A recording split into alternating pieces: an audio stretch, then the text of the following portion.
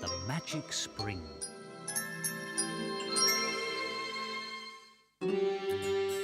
It was very early on a lovely spring morning. Connie was sleeping peacefully next to her mum and dad. But then the chirruping of a cricket woke her up. Eh? Oh.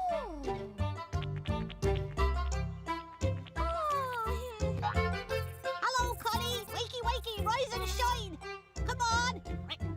Let's go for a walk. Connie thought a walk with a cricket sounded like a lot of fun. So without a second thought, she set off after him.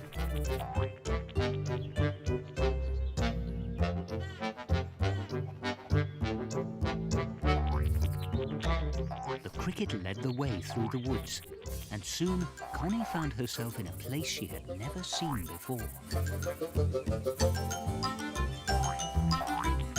Oh, good, it's a spring. All this walking has made me thirsty. But just as she was about to take a drink, a bee came flying by. The bee tried its best to stop Connie from drinking at the spring.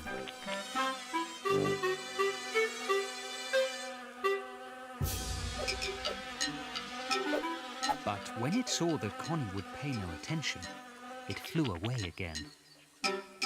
What an annoying bee.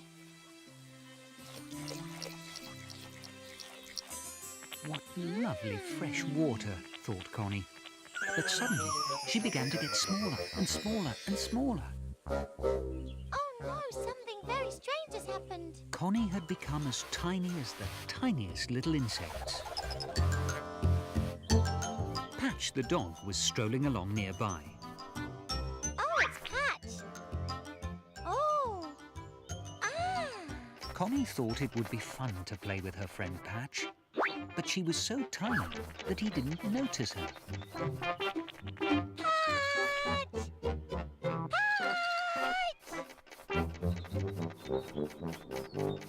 Oh no, I'm so small he can't even see me, and he nearly stood right on top of me. Phew! What an enormous bumblebee! I'm not enormous. You're just very small now. I tried to warn you about that spring, but you took no notice. It's a magical spring and its water has very strange effects. When Connie looked around, she could see the world the way insects see it. It was wonderful. She could do all sorts of things she had never done before. Connie was very happy.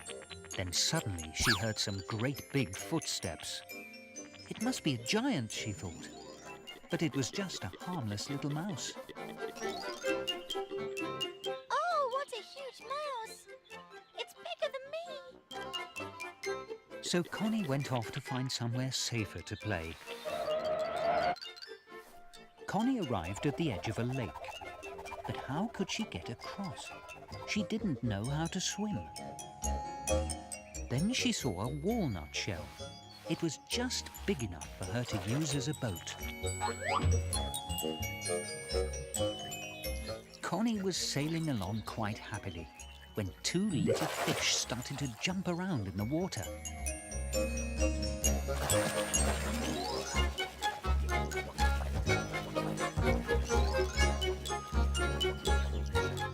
Connie was very worried.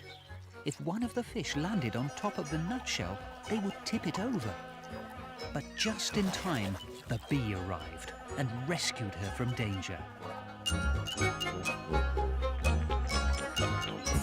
Are you feeling hungry, Connie?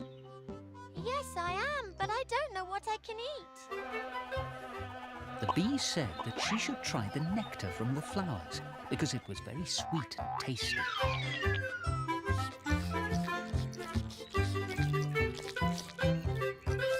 Really delicious. Being small has advantages after all. Yes, indeed. The bee took Connie to some amazing places full of extraordinary insects. Oh, how beautiful. Connie was amazed to see the insects so close up.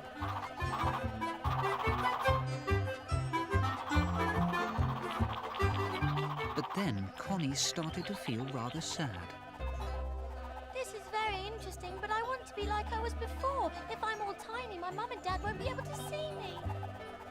The little bee felt very sorry for Connie, and she decided to help her. The water from the spring made you small, so maybe another drink will make you big again. But I might get even smaller. That would be no good. Well, it's worth giving it a try. Little bee, you know, I think you're right. So Connie and the bee went back to the magic spring. At first, Connie didn't think it had worked. She was just as small as ever. But all of a sudden, she started to grow. Hooray! I'm right back to normal again. I've made a friend and you're back to normal. Everything's turned out perfectly. Oh. Thank you so much for helping me. Don't mention it. I had a wonderful time playing with you and I hope we see each other again soon. I had a great time with you too. Bye! Then Connie woke up. It had all been a marvellous dream. Oh, what a wonderful dream I've been having. Connie went back to sleep, hoping that she'd meet her friend the bee in another lovely dream. Good night, Connie.